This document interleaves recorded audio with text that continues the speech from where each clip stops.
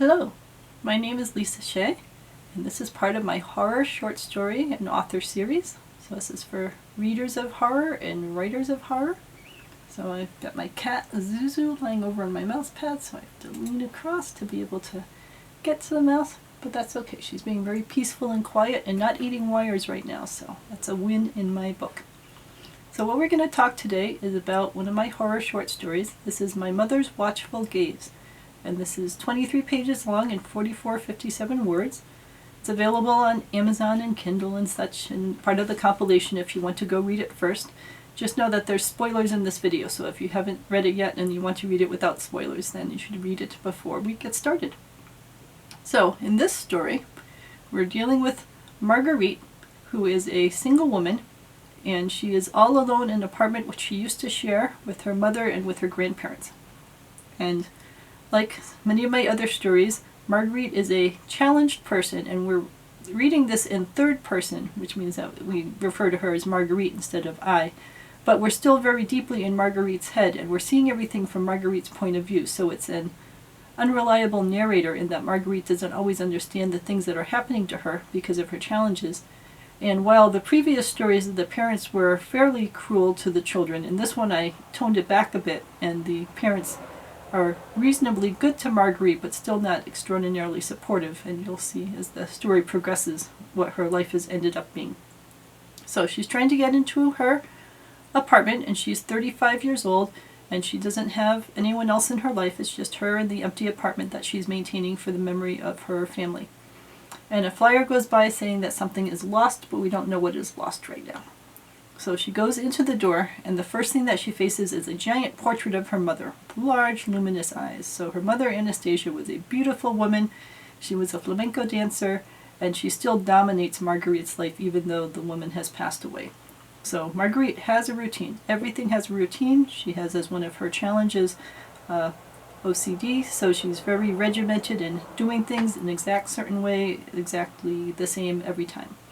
So she is lighting matches, blowing out matches. Sorry, I have to do this cross mouse pad thing because of the kitty, which is okay. She goes in, she douses the match head for exactly 10 seconds. She goes out into the living room. Everything she does is exactly the same way that she's always done it. So her mother passed away from breast cancer when she was 14. So I think for many women, breast cancer is also something that we think about, and that's one of those fears that it can just come up on you without warning.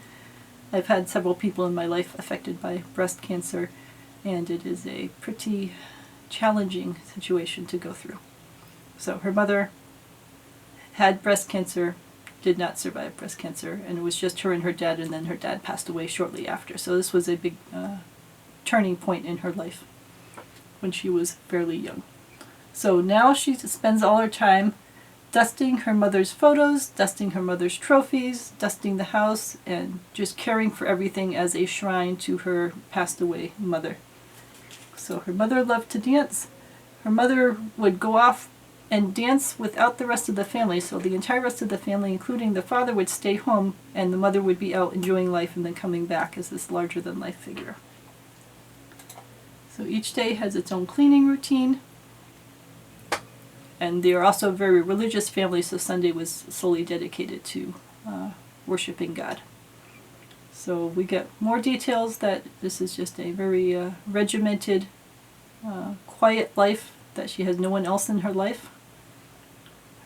The family tried to get the mother to take care of her breast cancer, but the mother was completely convinced that she would just win it through will alone.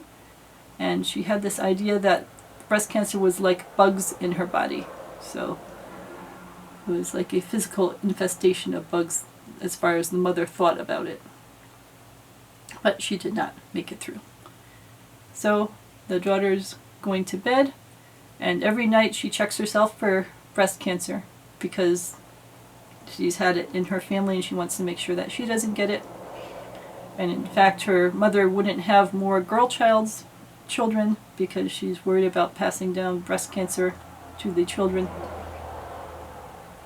So this is what Marguerite does every night, but this night she's disturbed because she hears a scrabbling noise, and because of her OCD she needs quiet to be able to go through her routine. So now her routine is disturbed and she can't sleep, so now she's getting into a sleep-deprived OCD state, and makes everything get worse going forward. So she wakes up, she hasn't had any sleep, her body's in pain, she gets some mouse traps to take care of the mouse problem so that she can actually do her routine properly. We hear that the mother had been called a beautiful cat, and that the grandmother was convinced that the mother would come back again once she passed away. Even though they were strong Catholics, the grandmother also had this idea of resurrection in her faith, and that the mother would be resurrected as a cat and would stay around and keep an eye on everything.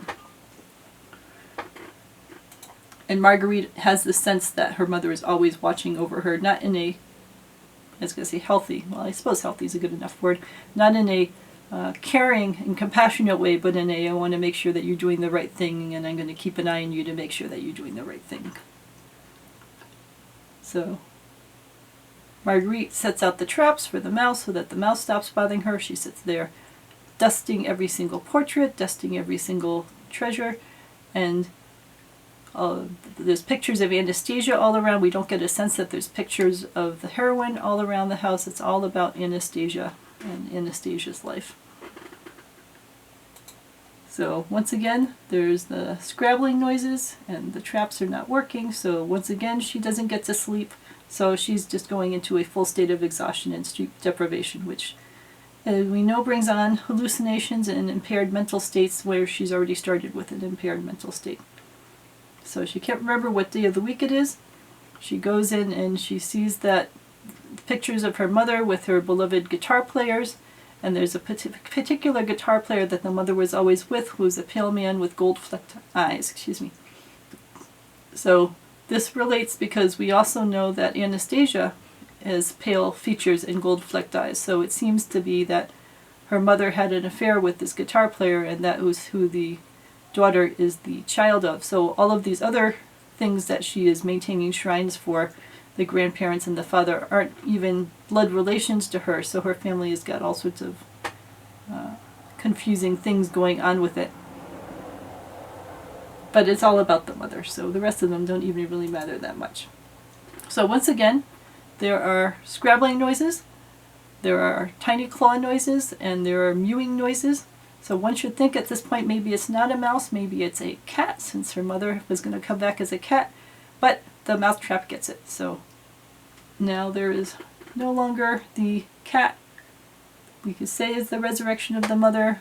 You know, there's only a hint of the supernatural in this one, so it could be the resurrection of the mother who is going to come and watch over her daughter and steer her along a path even after death, but unfortunately the traps got her. So at this point, Marguerite is fully sleep deprived, fully in a chaotic state, and she does start to feel hallucinations. So she thinks that there's a moving object underneath her skin, and that their whole breasts are full of these moving objects. And this does happen to people when they're sleep deprived or when they're addicts and they're going through withdrawal symptoms, is that they feel that there's bugs or moving things underneath their skin, and they want to get rid of them, of course. So in this case, she decides to claw at herself to try to get rid of these bugs, which she is sure are in her. And this is when the paramedics are called. So now we shift the scene, and it's a young girl who's out looking for her lost cat, and she's the one who's handing out flyers, and that was the flyer that Marguerite got hit with at the beginning of the story. And the EMTs come down, and they've got Marguerite, who is now completely covered with blood because she tried to claw all the bugs out of her. And they start to mention that they found something else in a trap, but then they realize that it's the young girl's cat, and they stop talking. But the young girl senses what they are going to say because of the look in their eyes, and she lets the flyers go. So part of the issues that I'm still working through here are the way that children with challenges are treated by their parents, and not necessarily in a healthy manner. The way this entire family was focused around this one woman to the exclusion of all else, and this woman's life ended up being a shrine, so the daughter never got to move forward and find her own life. She's spending her entire life maintaining the shrine to her mother. And then there's a hint of the supernatural in there, with whether this cat that came back was really a reincarnation of the mother, who was so strong-willed that she was determined to come and lord over her daughter's life until the daughter finally passed away, and the mousetrap happened to get it. So now there's nobody left, because the daughter, we can assume, is going to go off to the hospital and then probably off to a facility where she's being taken care of, and the apartment in the shrine will just get distributed to the wind. So those are my thoughts on this story. This one had an unreliable narrator, but it was much clearer, I think, so I didn't get a lot of the same kinds of questions as I did with this one, as I did with Death Watch.